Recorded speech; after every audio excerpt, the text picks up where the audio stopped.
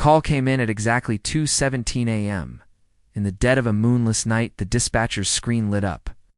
But the voice on the other end wasn't frantic or panicked. It was something far more unsettling. It was calm. In the small, sleepy town of Havenwood, where the biggest news was usually the county fair, doors were left unlocked and neighbors knew each other by name.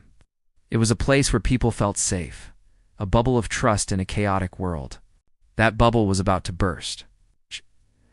20-year-old Ethan Hayes was an elementary school teacher, beloved by his students and respected by his peers. He coached Little League on Saturdays and volunteered at the local animal shelter. He had no enemies, no dark past, no secrets that anyone knew of. He was, by all accounts, an ordinary man living an ordinary life, which is what made the scene inside his quiet suburban home so extraordinary. When police arrived, they found no signs of a struggle. No shattered windows, no splintered door frame. The front door was unlocked. Ethan was found in his living room. The coroner's initial assessment was baffling. There was no obvious weapon, no clear cause of death. It was as if he had simply stopped, and one crucial item was missing: his phone. The investigation began, as it often does, with the last known point of contact. That strange, detached 911 call. Let's listen to it again. The dispatcher asks for the address. There's a pause, almost 3 seconds long. Then, the caller gives Ethan's address, clear as day. But they never say who they are. They never ask for help. They just state the location. The dispatcher asks what the emergency is. Another pause. The line goes dead. Who was this caller? Why did they sound so composed? Investigators first looked at Ethan's inner circle. His ex-girlfriend, Sarah, claimed she was home all night watching movies. But her story had holes.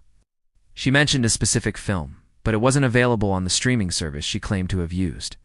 Was it a simple mistake or a deliberate lie? Then there was Mark, Ethan's colleague and supposed best friend. He had a solid alibi. He was working a late shift at a diner 20 miles away. His time card seemed to prove it. Yet, coworkers noted he seemed agitated that night, constantly checking his phone. He told them he was worried about a family matter, but phone records showed no calls to his family.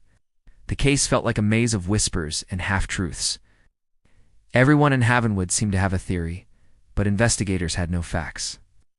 The town's sense of security was eroding, replaced by a creeping paranoia. Each locked door was a reminder that the monster could be anyone.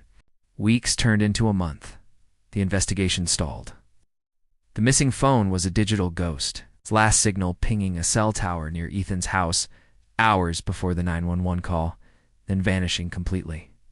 Without it, police had no access to his recent calls, texts, or movements. The case was growing cold. But the 911 call continued to haunt the lead detective. Let's go back to that call one more time. The time, 2:17 a.m.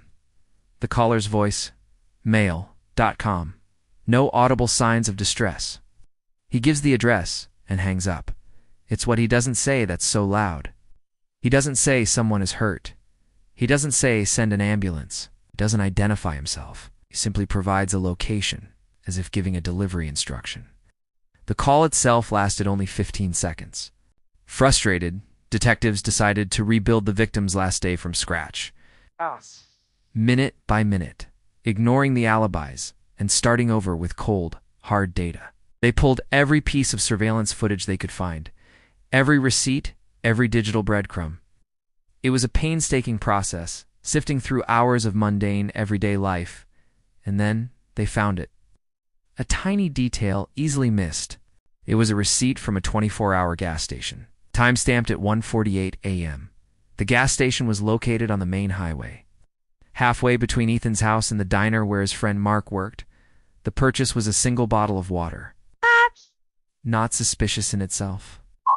But the receipt was found in the trash can of Mark's apartment during a secondary, more thorough search. Mark's alibi was that he was at the diner until 2:30 a.m. His time card backed him up, but this receipt placed him miles away from his job, just 30 minutes before the 911 call. Investigators looked closer at the diner's security system. The camera covering the employee entrance had been offline for a 2-hour window that night. The manager claimed it was a random malfunction.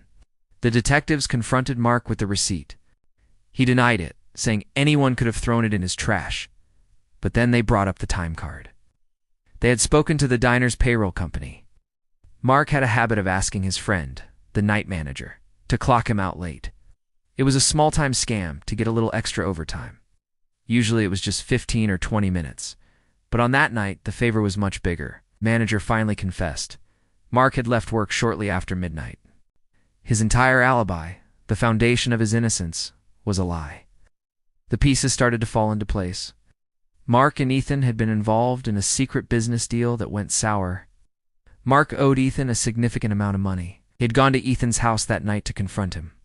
The argument didn't turn violent in the traditional sense. Instead, in a moment of desperate rage, Mark had held a pillow over a sleeping Ethan's face. It was silent, brutal, and left almost no trace. He panicked, took Ethan's phone to erase their recent angry text exchanges, then drove aimlessly. But guilt, or perhaps a twisted need to be discovered, consumed him. He pulled over, used a disposable burner phone he had purchased for cash weeks earlier, and made the call. At 2:17 a.m., he reported the location of his own crime. His voice steady, because the act was already done. The shock had given way to a chilling, detached calm. He then drove back to the diner, disposed of the burner phone, and had his friend clock him out to create a false timeline. Mark was arrested and charged. The evidence, though circumstantial, was overwhelming. The gas station receipt, the broken alibi, the manager's confession, and the motive of the debt all pointed to him. The town of Havenwood breathed a collective sigh of relief. The case was officially closed. But some questions linger in the quiet nights of that small town. The murder weapon, a simple household pillow, was never definitively proven. The missing phone was never recovered. And Mark, to this day, maintains his innocence, claiming he was framed. The 911 call, the key to the whole case, was made from an untraceable number. While everyone believes Mark made that call, there is no physical proof. Justice was delivered based on a story, a timeline pieced together from shadows and receipts. And you have to wonder, in a case built on so many missing pieces, was the real truth ever truly found?